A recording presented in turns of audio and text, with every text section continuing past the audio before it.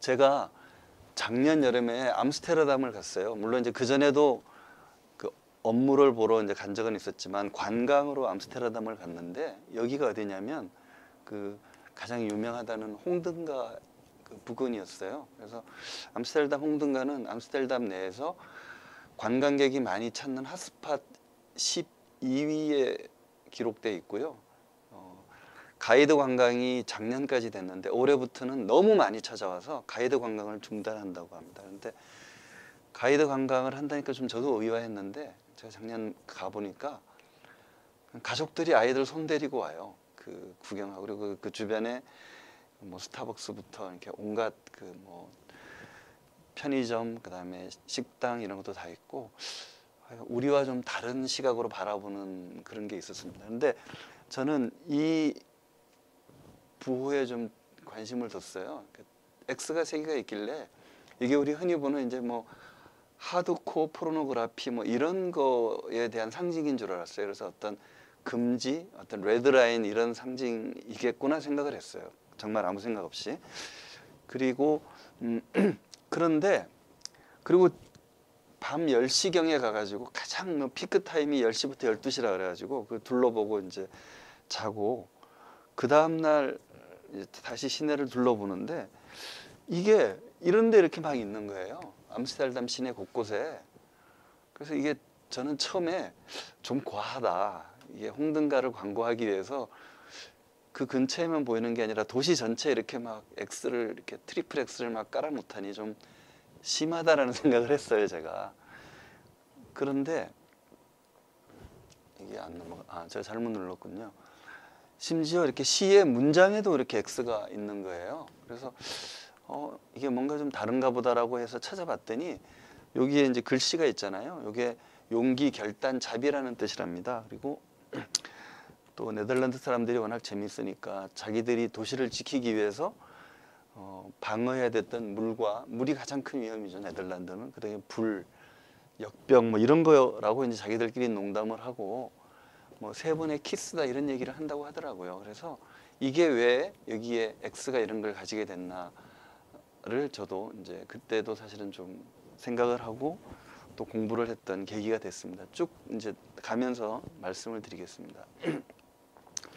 저기에 쓰인 X는 그러니까 우리가 말하는 뭐 흔히 일반인이 생각하는 금지의 개념도 아니고 좀 이따 말씀드릴 우리가 모른다 할 때 미지 흔히 이제 X라고 얘기하잖아요. 그런 X도 아닌 그 서구에서 특히 이제 서구라고 하지만 주로 동유럽을 중심으로 해가지고 퍼지고 있는 이제 솔타이어 그러니까 이제 안드레아의 십자가인데요. 여기에서 기인한 거였습니다. 이제 교회를 뭐 다니신 분은 잘 아시겠지만 사도 베드로의 동생이 안드레아였고요. 이제 예수님의 제자들이 순교를 할 때는 뭐 스승과 같이 순교를 할 수 없다고 해가지고 좀 더 이렇게 좀 다른 모습으로 순교를 합니다. 그래서 베드로는 뭐 십자가에 거꾸로 매달렸다 이런 기록이 있는가 하면 그 안드레아는 이렇게 X자로 만든 십자가에 순교를 해요. 이분이 이제 포교를 했던 게 당시의 동로마 지역, 그러니까 지금으로는 이제 그리스 지역인데요. 마침 또 그리스어로 X가 키라고 읽으니까 크리스트의 그 첫 번째 발음이고 그래서 우리 흔히 뭐 성당에도 보면 PX라고 쓰여 있는데 사실은 이제 XP 해갖고 크리스트의 첫 두 글자를 이렇게 한 거죠. 그래서 이게 이쪽 문명에서는 특히 이제 동로마를 바탕으로 한 그 그리스 정교 혹은 러시아 정교 그룹에서는 이게 이제 성 안드레아 십자가이고요. 이제 라틴어로는 크루스 데쿠사트라고 부르는데 저게 우리가 십자가라고 할 때 한자로 쓸 때 열십자잖아요. 근데 라틴어로도 이제 숫자 그러니까 12X로 표시가 되니까 어쨌거나 십자 모양의 십자가다라는 뜻이 된 겁니다. 그래서 이게 그 나중에 동로마하고 서로마가 이제 뭐 서로마 제국이 5세기 말에 이제 멸망을 해도 로마 교회의 그 교황의 권위는 계속 인정하다가 11세기가 되면 이제 서로가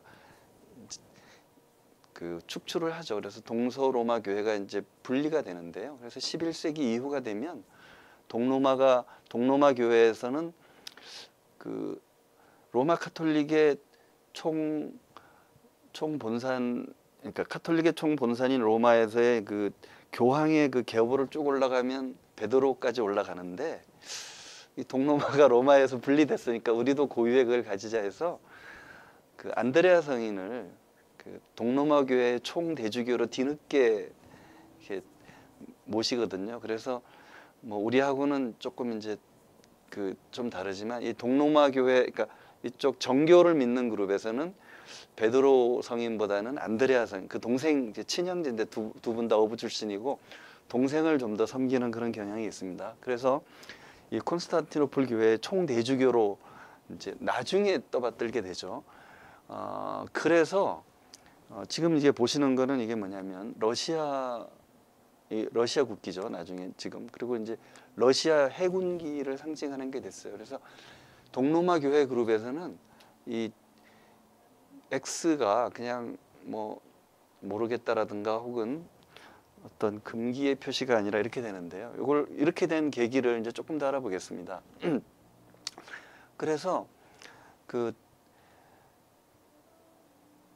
그리스에서 성 안드레아 성인의 무덤이 있었는데, 이 무덤에서 그 다음부터 이제 어떤 작업을 하게 되냐면 초기에 그 성인들의 어떤 유해를 모시고 싶은 이런 것들이 많아요. 그래서 우리 흔히 말하는 뭐 그 산티아고 가는 길, 거기 보면 이제 산티아고가 세인트 야고보잖아요. 그래서 야고보 성인의 유해를 그 뭐 사해를 그러니까 그 이스라엘 주변의 바다에서 심지어 뭐 어떤 기록에 보면 돌로 만든 배로 했더니 그 흘러서 이제 그 이베리아 반도 끝까지 갔다, 이런 기록이 있는데 그게 이제 모신 거거든요. 그래서 유럽의 큰 교회들은 다 이렇게 성인들, 이렇게 수호 성인을 모시고 있고, 그 수호 성인을 모시고 있는 여러 가지 상징 중에 그 수호 성인들의 유골을 모시고 있는 곳이 상당히 많습니다. 그래서 우리 불교에서 왜 진신사리도 모시고 뭐 이렇지만 그 부처님의 그 손가락뼈가 예를 들면 저 태국에 있답니다. 그래서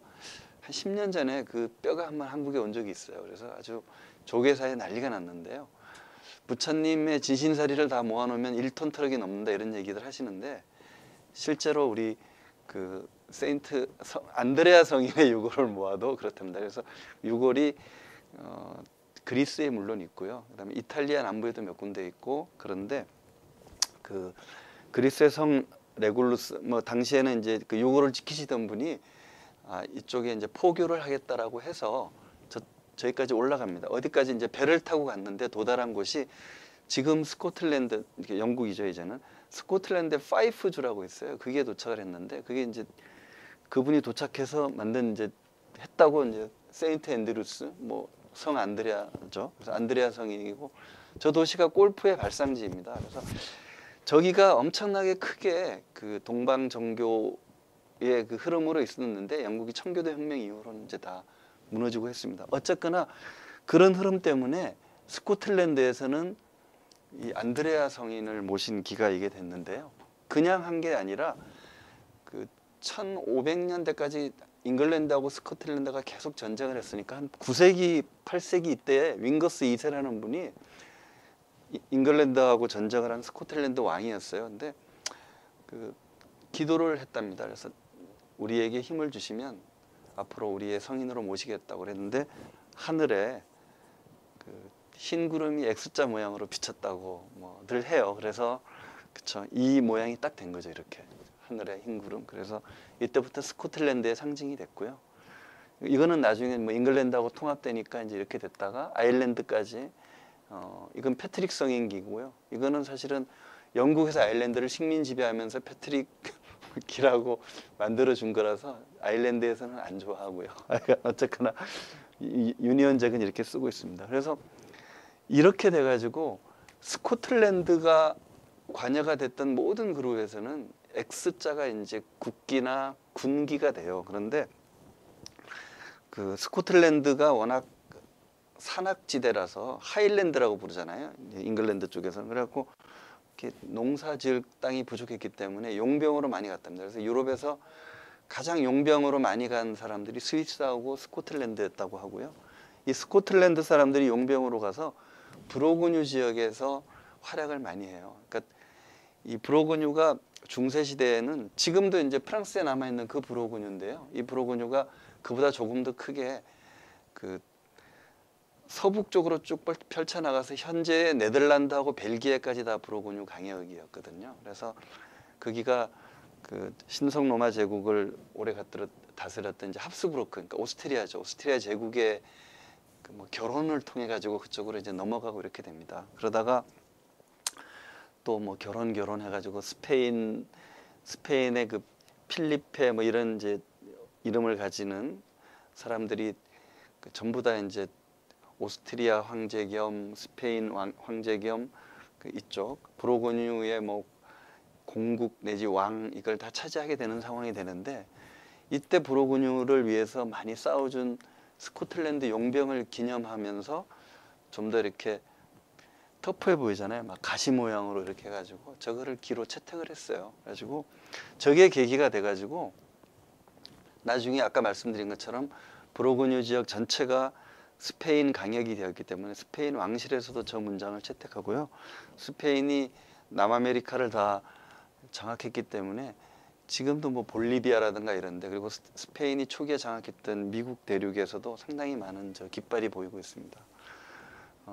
뭐 자세한 내용을 다 말씀드리기는 그렇지만 그 이렇게 해서 이제 이 성 안드레아의 십자가가 X자로서 상당히 이제 거룩한 상징이 되는데, 안드레아 성인 자체도 보면 기록에 따르면 이분이 이제 전도를 했다는 기록이 뭐 그 이후에 이제 상당히 좀 해가지고 어디까지 나오냐면 우크라이나 지역을 지나서 지금 현재 러시아 그 레닌그라드 근처까지 뭐 포교를 하셨다고 여러 기록이 있어요. 그래서 그런 여러 가지 기록에다가 동방정교회의 흐름까지 해가지고 러시아 뭐 이쪽 계열, 그러니까 동방교회 전체, 거기다가 뜻밖에도 스코틀랜드, 그다음에 스코틀랜드에서 영향을 받은 브로그뉴 지역, 그다음에 브로그뉴에서 또 브로그뉴를 흡수해버린 스페인 해갖고 그게 라틴 아메리카까지 그 지역에서는 이 X가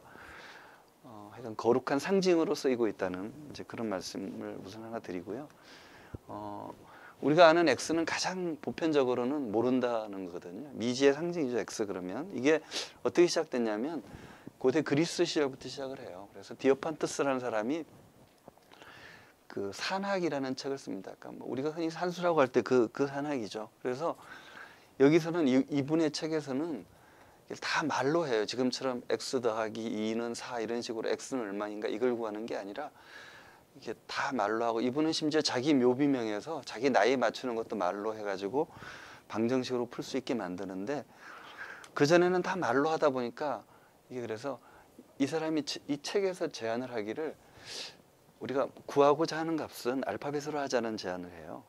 우리 초등학교 때 네모로 하든 세모로 하든 뭐 이렇게 했던 그런 것처럼. 그리고 나서는 뭐 이게 방정식이 쪼르륵 이어지고 하던 그게 있었는데, 그 비에트라는 사람이 중세, 그러니까 15세기쯤 사람인데요. 이 사람이 뭐 변호사였지만 수학을 아주 잘하신 분이라서 그 대수학이라는 책을 쓰는데, 그 알파벳을 쓰는데 알파벳이 너무 이렇게 많이 쓰이니까 좀 혼동된다. 그러니까 모음만 쓰자. A, O, I, U 뭐 이 정도로만 쓰자라는 제안을 해요. 그래서 뭐 그것도 괜찮네 하고, 근데 어떤 보편적으로 받아들여지지가 않았는데요. 데카르트가 방법소설을 쓰면서, 이제 우리는 방법소설만 있지만 사실은 저기 제목이 방법소설과 뭐 천문학, 그다음에 기하학, 그리고 뭐 그다음에 건축학에 대한 방법론이라고 상당히 긴 부제가 붙거든요. 그게 이제 뭐 이겁니다.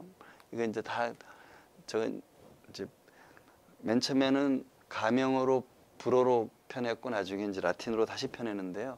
방법소설의 기하학 부분에서 좌표축이라는 개념을 해요. 그래서 그 얘기는 이제 일화인데 상당히 유명한 일화예요. 이 사람이 어렸을 때부터 몸이 워낙 약해가지고 그 학교를 다닐 때 교장 선생님이 좀 늦잠을 잘 수 있게 해줬다 그래서 항상 침대에 누워 있는 특권을 누렸다고 해요. 그래서 또 아까 이제 제가 이제 용병 얘기했는데 우리 종교 전쟁 뭐 1600년대 초반에 30년간 있었던 종교 전쟁도 보면 실제로 거의 다 용병들을 데려다 싸우거든요. 데카르트도 그때 용병으로 참여를 해서 평생 용병으로 살 생각을 해요. 그래서 네덜란드 쪽에 가서 네덜란드가 스페인하고 오래 싸우면서 결국은 이제 독립을 얻는 것도 그 전쟁 끝인데, 그래서 병영에서조차도 누워 있다가 몸이 좀 안 좋아서 누워 있었는데 파리가 날아다니고 있었다고 해요. 그래서 저 파리가 어디에 있는가를 표시하기 위해서 그렇다면 저걸 어떻게 나타낼까 그 위치를 하다가 이 천장 전체를 X축과 Y축으로 해가지고 하는 거를 생각했다고 본인이 얘기를 해요 나중에. 그렇게 해서 X축과 Y축을 얘기하고 자기는 이제 기하학은 공간을 표시해야 되니까 Z까지 해서 이제 하는 거죠. 그래서 X, Y, Z를 하고 그다음에 우리 다 이제 예전에 방정식을 배우셨으니까 우리 이제 뭐 2차 방정식 이런 걸 배우면 ax 제곱 더하기 bx 더하기 c는 0 해서 그걸 구하는 게 방정식이잖아요.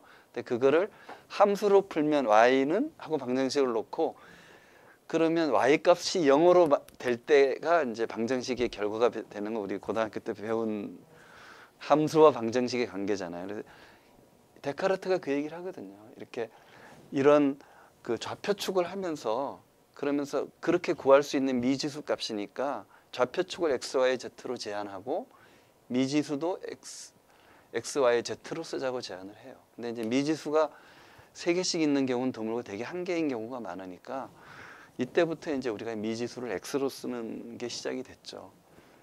근데 1637년 그 종교 전쟁이 공식적으로 끝나기 1년 전이죠. 이때 방법 소설이 나오고 하는데 이때 재밌는 일이 또 하나 좀 이따 말씀드릴 그 페르마의 정리가 기록됩니다. 페르마의 정리가 이 책의 여백에 기록이 돼요. 요 산학의 여백에.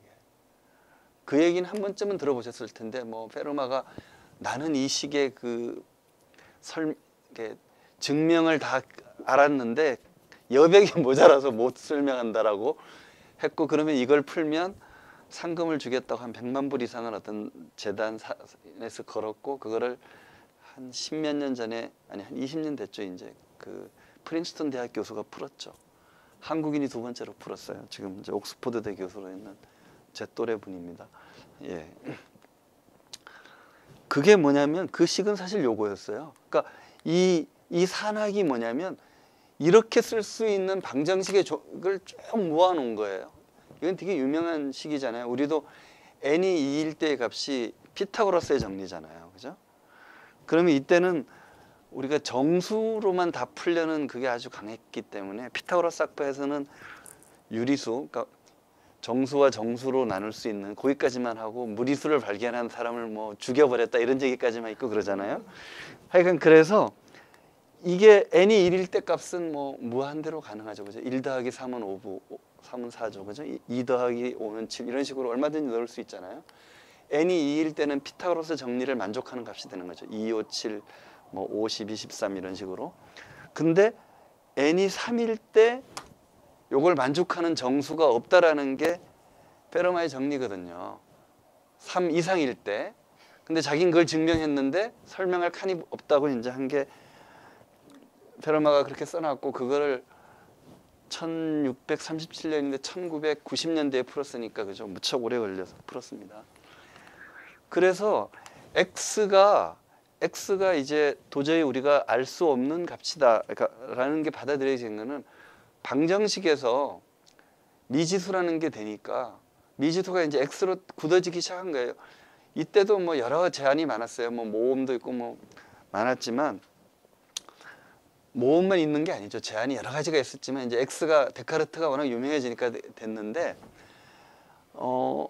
수학을 가장 많이 쓰는 사람은 과학자니까요. 그때도 그랬고 지금도 그렇고요. 그래서 이제 과학자들이 X를 미지라는 걸로 받아들이기 시작했어요. 그러니까 일반인들은 아직은 뭐 X가 미지인지에 대한 개념을 그다지 넓게 하지 않았는데 이때가 이제 19세기 말 20세기 초거든요.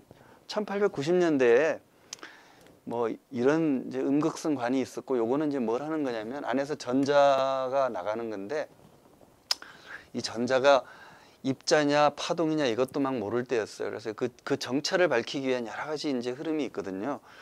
근데 렌트겐이 그 실험을 하려고 나갔다가 우연히 이 끝에서 나오는 다른 광선을 보고 이 안에 있는 선이 뭔지도 모르는 판에 밖에 나와 있는 건 도대체 뭐냐라고 해서 X선이라고 한 거고요.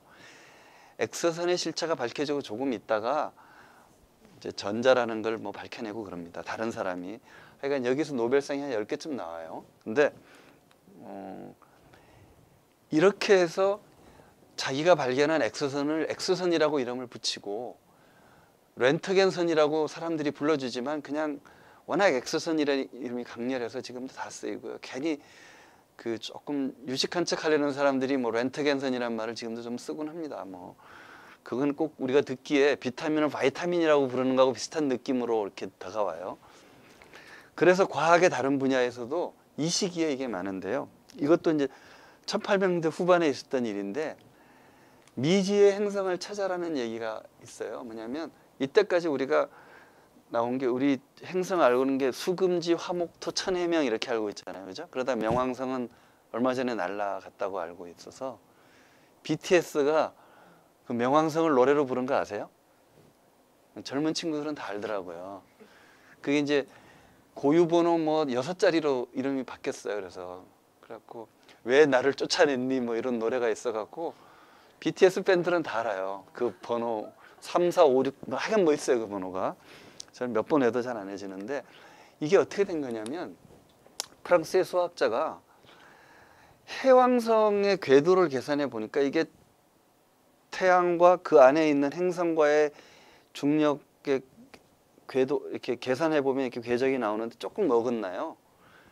그 얘기는 밖에서 해왕성을 천왕성이구나. 천왕성을 잡아당기는 다른 위성이 있다는 얘기거든요.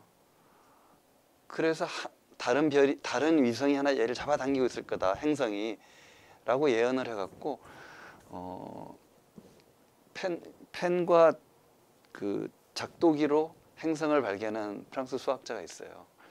그래서 이제 그 사람이 해왕성을 발견하거든요. 그걸 보고 해왕성의 궤도를 다시 보니까 얘도 조금 그렇다 해서 또 찾자는 움직임은 있는데 그 사람이 바로 퍼시벌 로웰이라는 사람인데 이 사진이 뭐냐면 이게 뭐 홍영식 이런 사람들이에요. 뭐냐면 1800년대 후반에 우리나라가 그 아직 이제 일제식민지 되기 직전에 미국의 그 보빙사라는 사람들을 파견을 해요. 그래가지고 이제 미국 대통령도 만나고 하는데 그때 이 사람이 일본에 와 있다가 우리나라 사람, 우리 이 보빙사 일행을 안내하는 역할을 해줍니다.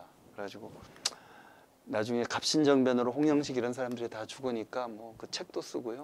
근데 이 사람이 하버드 대학 나온 뛰어난 사람이고 가문이 좋아서 돈이 많았어요. 그래서 이분이 그 아리조나에다가 천문대를 만들어서 행성 X 찾기를 합니다. 그래서 행성 X를 이 사람 생전에 찍었는데 해상도가 안 좋아서 못 발견해요. 근데 이 사람 죽은 후에 대학생이 하나 발견을 해요. 근데 미국인이 발견한 최초의 행성이었는데 행성 지위가 탈락될 때 미국에서 엄청 반대했어요. 그래서 어쨌거나 뭐 한국과 꽤 인연이 있는 분이 명왕성을 찾는데 했고 명왕성 찾은 다음에 그러면 10번째 행성 라틴 숫자로도 10이고 X를 찾자라고 했다가 그거 찾는 과정에서 명왕성보다 더 큰 게 너무 많이 나왔어요. 카이퍼 벨트라는 곳에서.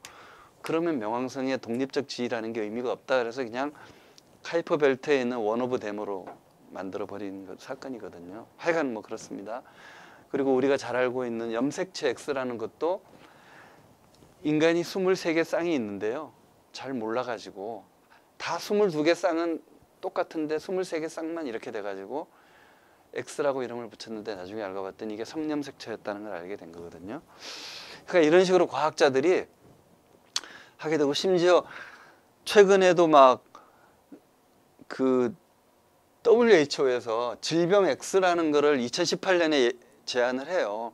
우리가 아는 뭐 에볼라 뭐 이런 것들 사스 이런 지카 알지 못한 그러니까 뭐죠? 백신이 없고 명백한 치료제도 없는 약들 대비해야 되는데 대유행을 그러면서 하나 더 있는데 아직 예측할 수 없다라고 했거든요. 그래서 이제 의학계에서는 이 코로나 바이러스가 질병 X로 봐야 되냐라는 논쟁도 지금 많이 일고 있습니다. 뭐 이런 상황이고요.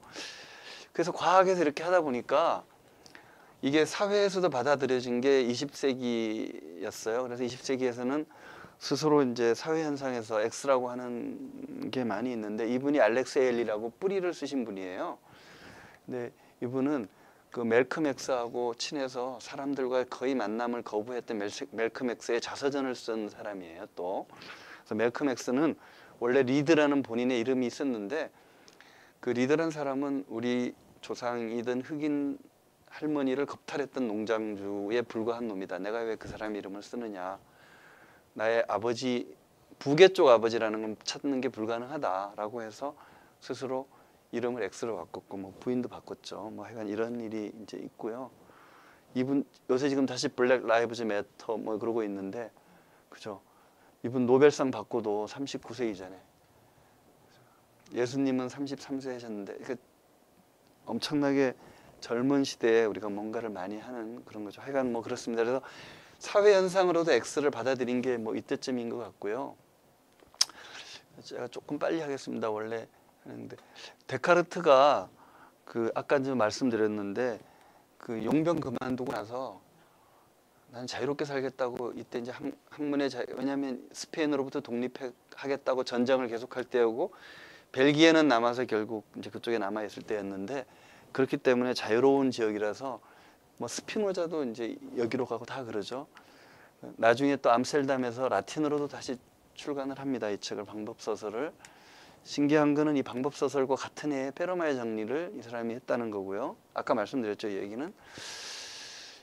그리고 하여간 뭐 우연히 이게 서유럽에서는 좀 거의 유일하게 암스테르담의 X가 안드레아 성인의 표지로 남아있는 지역이에요. 왜냐하면 스코틀랜드까지 지금은 다 유적이 파괴되고 그런 상황이기 때문에. 그래서 암스테르담이 어쨌거나 여러 가지가 만나는 교차점의 역할을 했구나라는 생각도 제가 좀 뭐 했습니다. 그래서 X라는 게 보면 그렇게 얘기를 해요. 우리가 이제 잘 모르는 것들의 덩어리인데, 우리가 이제 알기 위해서 이걸 파고 들어가면 이제 이게 어떤 한 덩어리가 있어요. 그 안에 공처럼 파고 들어간다는 거죠. 알미라는 공간이 생기면 X는 다시 그 알을 이루는 표면이 된다고, 그렇게 이제 저는 생각을 해요. 그래서 결국 우리가 알아내면 다시 또 알아내야 될 게 더 많아지는 그런 현상이 생기더라고요. 그래서 과학기술도 왜 19세기 말에 뭐 이제 더 이상 발견할 게 없다 그래가지고 다 발견했다고 생각했거든요. 근데 계속 더 나오고, 그 영향으로 종말론 이런 입지가 꽤 강해졌었는데, 그죠? 그런 사조로 실증론까지 막 나오고 했는데, 그래서 이게 X를 그렇게 보거든요. 이게 X라는 덩어리가 있으면 요 안에 알미라는 그게 있고, 그걸 둘러싸고 있는 표면은 계속 우리가 탐구해야 될 것이다 라는 거고, 다만 이렇게 요만큼이라도 알았기 때문에 우리는 자유 혹은 뭐 글쎄요, 어떤 형태의 진보 이런 것들에서 우리가 좀 더 가까이 가는 그런 게 되지 않았을까 하고요. X가 뭐 우리가 쓰이는 게 이렇게 많습니다. 숫자도 있고 곱하기도 있고 뭐 OX도 있고 한데요. 철도 건널목에서 쓰는 이거는 약간 좀 금지의 X하고 가깝겠죠. 요거는 보니까 OX라는 거는 일본의 문화라고 짐작이 돼요. 왜냐하면 OX, 그러니까 이렇게 옳고 그르고를 판단할 때 OX를 쓰는 문명이 한국, 일본, 대만밖에 없어요. 그러니까 일본과 일본의 식민지였던 문화 때문에. 요건 제가 한번 나중에 기회가 되면 한번 좀 더 깊이 보려고 하는데, 아직까지는 제가 그 이상의 자료는 보지 못했습니다. 그래서 아까 이제 그 X를 이만큼 알아냈다고 하더라도 우리는 이제 상당히 많은 자유와 어떤 진보를 일으켜 왔는데요. 제가 아까도 말씀드렸다시피 저는 이제 별리사를 하니까 특허를 보는데 1년에 매년 20만 건씩 특허가 나오고 점점 늘어나고 있거든요. 이만큼 해냈는데, 그러니까 그런 측면에서 이제 보는데, 이 X를 조금 복잡하게 해가지고 말장난으로 하는 그룹들이 있어요. 그래서 이게 뭐 X 모르는 게 그냥 모르는 게 아니다. 우리가 내가 모른다는 걸 아는 것도 있고 내가 모른다는 걸 모르는 것도 있다. 이런 식의 말장난을 하는 사람들이 있었어요. 이제 럼스펠드가 이라크 침공할 때 이렇게 뭐 얘기를 했었는데 이 얘기 제가 좀 더 많이 하려고 했는데 오늘 얘기를 못 하네요. 그다음에 심리학에서 말하는 내가 아는 나와 남이 아는 나, 내가 모르는 나, 뭐 이런 것들을 이제 대응시켜서 이제 하는 그런 움직임도 있고요. 그래서 우리가 모르는 것 자체를 좀 더 심층적으로 보고자 하는 움직임도 있는데요. 그래서 이게 뭐 학술적으로 그다음에 혹은 이제 기업 경영, 위기 대응에서 상당히 다양하게 이 논쟁이 펼쳐지고 논의가 돼요. 제가 짧게 책에는 소개했는데 시간이 없어요. 이거는 뭐 혹시 질문하시면 질문 시간 다 까먹고 있는데 그래서 이 논의를 지금 어떻게 오용되고 있는지만 제가 설명드리면서 마무리하려고 합니다. 뭐 게벨스가 한 방법이 이거잖아요. 99%의 거짓말이다 1%의 진실을 섞는 건데 조지 오웰이 거기다가 이제 스탈린의 그것까지 보면서 뉴스피크라는 말을 쓰죠. 뭐 오세아니아와 뭐 세 나라가 말장난하는 그것들을 놓고 근데 이제 최근 들어서 뭐 포스트 트루스 해가지고 탈진실 이런 말들을 막 한단 말이에요. 이거 사람이란 말이에요. 그죠? 여기는 텅텅 비어 있는데 이걸 보고 이 사람들이 뭐라고 했냐면 트럼프 취임식에 사람이 더 많이 왔다는 얘기를 하는 거예요. 실제로 그렇게 막 얘기를 했어요. 그래서 그게 무슨 얘기냐 그러니까 대안적 사실이라고 얘기하거든요. 대안사실이라고 얘기한단 말이에요. 그게 사실이냐 그러니까 이런 걸 우리는 대안사실이라고 얘기한다. 이게 어떻게 보면 이게 더 많이 온 거 아니냐. 거기에 대해서 사람들이 반박을 못해요. 이렇게 명백하게 보이는데 그 언론에서는 처음으로 그게 대안사실이란 말 탈진실 이런 건 말이 아니다. 그냥 거짓말일 뿐이다 라고 얘기하는 거죠. 그러니까 트럼프 이후에 그런 걸 좀 더 강하게 얘기하는 시대가 된 거죠. 이제는 그런데 지금도 겨우 한 50 몇 프로밖에 안 되잖아요. 미국에서 이렇게 얘기하는 게 이게 이제 결국은 우리가 모르는 미지를 이렇게 말장난했던 여기서부터 시작되고 여기 한 20년 만에 여기까지 왔거든요. 그래서 저는 X를 보자는 게 뭐 여러 가지 이제 우리 흔히 아는 두문화 뭐 이분은 제가 존경하는 물리학자인데 현대 물리학의 가장 뛰어난 뭐 그거를 쿼크라는 개념을 설명했던 분이에요. 근데 그 개념이 제임스 조이스의 피네간의 경이하라는 책에 나오는데 그거는 읽은 사람이 거의 없다는 책이거든요. 저도 사다 놓고는 있지만 영문학자들조차도 뭐 거기에 나오는 아주 무의미한 개념을 하나 딱 따낸 건데 이런 식으로 이렇게 자유롭게 넘나드는 분들이 정말 훌륭한 업적을 그 자신의 분야에서도 잘 쌓는 얘기를 하고 싶었고요. 마틴 루터킹 동상이 이 사람이 엄청 이게 한 5년 전에 설치된 건데 엄청 논쟁거리였어요. 지금도 저는 뭐 이렇게 해석을 했고요. 이게 서로 교차하고 함께 가자. 이게 뭐 몽고메리 행진 때 팔짱 꼈던 그거의 연장으로도 보는 사람이 있고 저는 그보다는 서로 크로스하자 뭐 이런 식으로 이제 뭐 제 나름대로 하는 거죠. 그래서 말 그대로 십자가 크로스 건너가니까 우리 좀 건너가자. 뭐 문과이과 건너가고 영문함 건너가고 남북도 좀 건너가자. 이런 함의를 좀 끌어냈으면 어떨까 하는 게 제가 뭐 이 책을 쓴 목적이기도 합니다. 예, 여기까지 말씀드리겠습니다.